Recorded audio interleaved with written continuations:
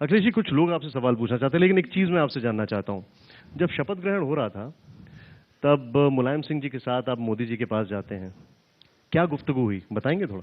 मैं बता दूंगा, सच नहीं मानोगे, लेकिन बता दीजिए आप। नेताजी ने कहा, प्रधानमंत्री जी बच के रहना, ये मेरा बेटा है।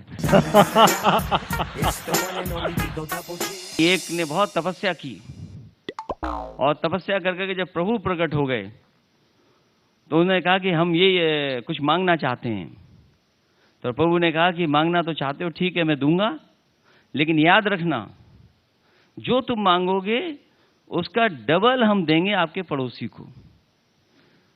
तो उसने सोचा क्या मांगूं, तो उसने मांगा कि भाई मेरी एक आंख फूट जाए। ये बताओ, नोटबंदी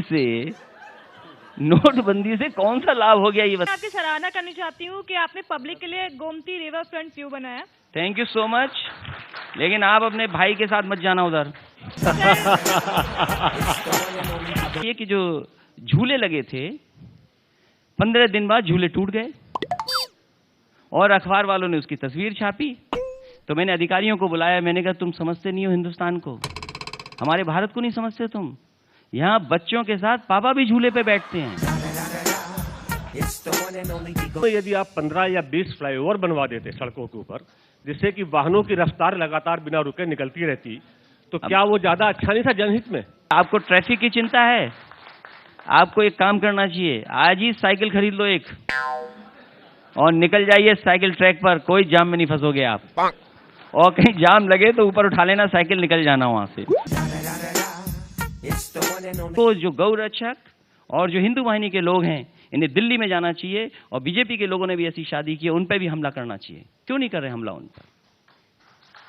और फिर आप लोग बंबई में फिल्म बना रहे हो। मैंने एक कम उम्र के नौजवान से पूछा कि ये बताओ नई फिल्म कौन सी आ रही जो तुम देखोगे? उसने कहा कि जो नई फिल्म आ रही है उसका नाम है हाफ गर्लफ्रेंड में इंतजार। मैं समझता हूँ देश को नई दिशा की जरूरत है और नई लीडरशिप की जरूरत है। सीमा तक अभी नहीं पहुंचा हूं मैं, सीमा की बात तो बाद में हो जाएगी। वो सवाल ही नहीं पूछा आपने, आप मेरे घर पे पूछते रहे, आपने सीमा का सवाल ही नहीं पूछा। इस बार हमारा ग्लू काम नहीं किया, जो फेविकॉल है वो जनता को समझ में नहीं आया, पसंद नहीं आया।